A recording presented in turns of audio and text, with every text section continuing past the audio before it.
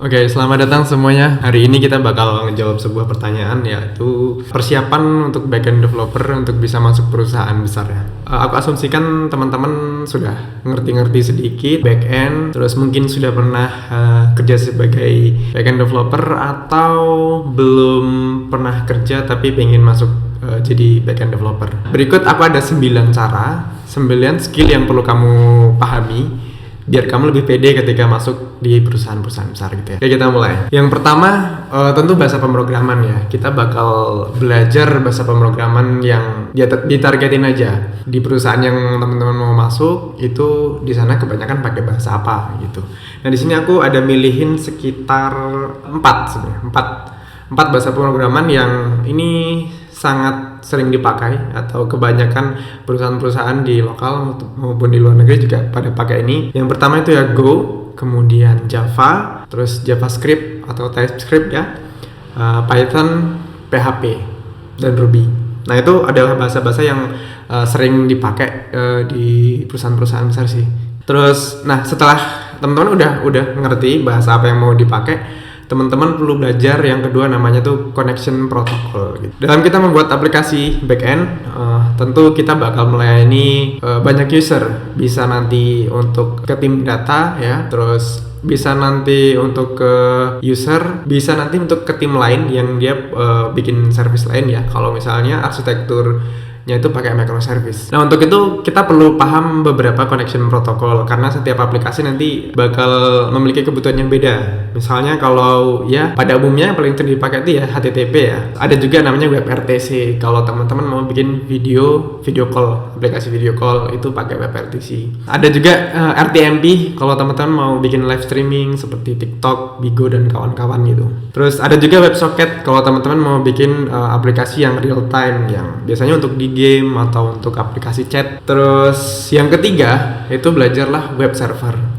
Nah, web server ini ya orang backend itu ya bikin web server sebenarnya. Nah, tapi web server ini ada beberapa hal yang teman-teman perlu pelajari sih. Yang pertama ya HTTP ya. HTTP itu connection protokolnya. Gimana HTTP itu bekerja, terus teman-teman itu perlu tahu biar teman-teman nanti bisa mengoptimalkan API yang bakal dibikin misalnya gitu. Nah, ada lagi TLS ya untuk HTTPS. Itu biasanya gimana caranya kita nge-generate security untuk encryption di web server kita gitu. Pakai biasanya let encrypt untuk yang gratis gitu. Yang lain ya ada proxy gitu ya. Ini aku sebutin keywordnya, nanti teman-teman dicari sendiri. Jadi proxy, terus ada lagi load balancer, gimana caranya mendistribusikan sebuah request ke beberapa server yang tersedia gitu. Ada lagi itu Nginx ya, untuk web server biasa dipakai kalau teman-teman misalnya deploy aplikasi Laravel, PHP, Next.js ya, aplikasi JavaScript dan lain sebagainya macamnya. Biasanya itu kalau mau diekspos keluar pakai web server, atau sebenarnya setiap bahasa pemrograman itu ada built-in web servernya gitu. Ya ada beberapa ya penyedia web server tuh, seperti ada Apache gitu. Kalau pakai PHP biasanya pakai SAM itu pakai Apache. Terus juga ada kalau yang baru-baru ini yang dibuat dengan bahasa Go itu KD gitu. Yang keempat, kita masuk ke database engineering. Database ini adalah topik yang sangat besar sebenarnya, dan ada orang yang kerjanya itu cuman khusus bagian data aja gitu. Tapi sebagai seorang backend developer ada beberapa hal yang wajib teman-teman ketahui. Yang pertama itu ya SQL dan NoSQL, tentang relational database gitu. Database SQL dan NoSQL teman-teman pelajari. Ya kalau SQL itu ada MySQL, ada Postgre, ada SQLite kayak gitu. Terus NoSQL ada MongoDB, kemudian DynamoDB dan banyak macamnya lah. Nah, di dalam database yang SQL NoSQL itu ada beberapa konsep yang semuanya tuh ada. Nah, ini tuh teman-teman perlu paham ketika nanti misalnya nge-handle traffic yang gede, input data yang gede, gimana caranya biar kita bisa optimal. Ada namanya tuh ya indexing, biar nanti query-nya biar nggak lambat gitu. Kemudian ada partitioning, gimana caranya ngepartisi biar kita bisa mengoptimalkan storage kayak gitu. Nanti query-nya berdasarkan partisi. Terus ada sharding, gimana caranya bikin data replication ya, membelah data menjadi beberapa bagian.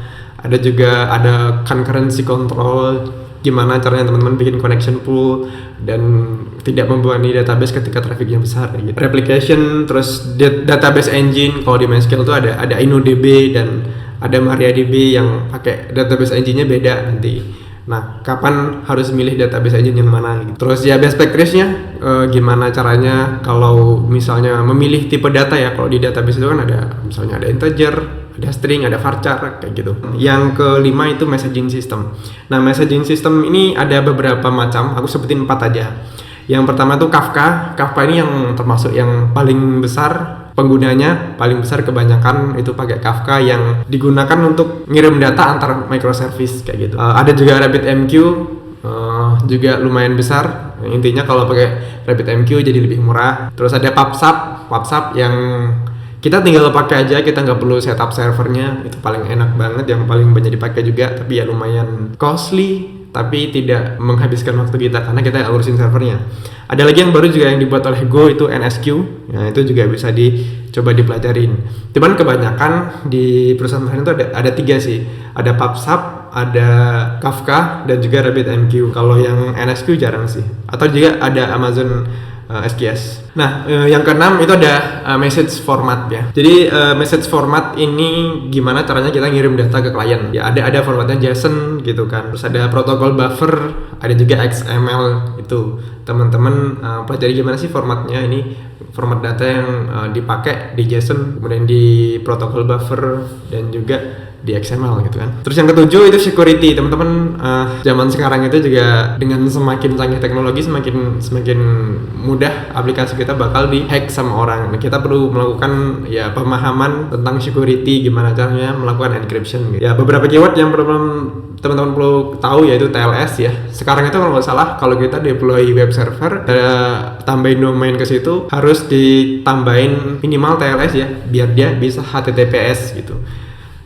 Karena kalau nggak ditambahin TLS, biasanya nanti di Chrome itu bakal merah-merah atau bahkan nggak bisa diakses oleh Google Chrome. Terus ada rate limiting biar aplikasi webnya nanti nggak kena DDoS gitu ya. Terus ada SQL injection, gimana caranya biar teman-teman si user itu nggak bisa melakukan SQL injection, jadi dia ngerubah query SQL melalui input. Terus ada juga validation, ini yang paling penting, gimana caranya melakukan authorization bahwa si user A bisa melakukan perubahan data ke datanya sendiri, nggak bisa ke user B, atau si user B nggak bisa ngambil datanya di user A.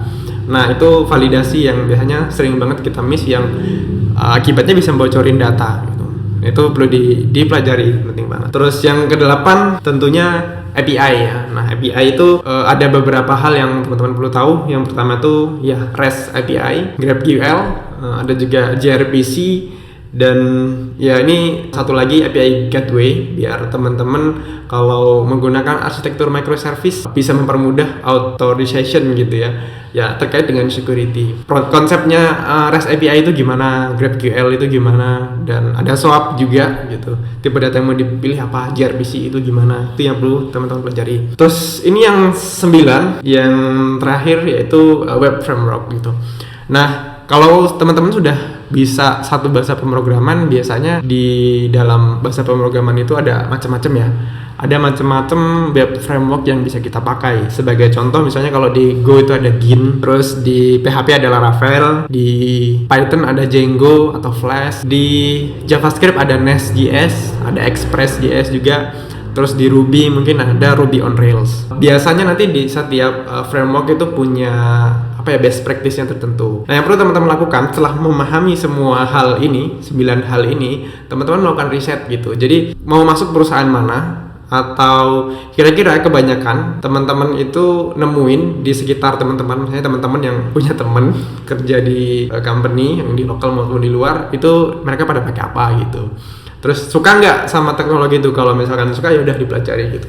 Jadi aku tuh lebih nyaranin untuk teman-teman itu jangan ikut-ikutan ya. Misalnya nih, orang-orang pada pakai Go nih, aku belajar Go juga lah, itu kayak nggak bagus. Lebih baik teman-teman mempelajari aja apa yang teman-teman suka gitu. Ya mungkin job yang tersedia itu nggak bakal sebanyak yang mungkin lagi ngetren, tapi kalau teman-teman sangat ahli di bidangnya, di bidang itu misalnya PHP gitu, kerjaan-kerjaan PHP itu masih banyak kayak gitu. Dan jangan ikut-ikutan sih. Kalau ikut-ikutan kadang-kadang ya teman-teman tuh nanti nggak bakal bisa menerima challenge-nya karena ya didasari karena nggak suka. Nah mungkin itu aja. Kalau ada pertanyaan lagi silahkan ditanyain, nanti kita bahas di video berikutnya. Mudah-mudahan bermanfaat. Sampai ketemu di video berikutnya. Dadah.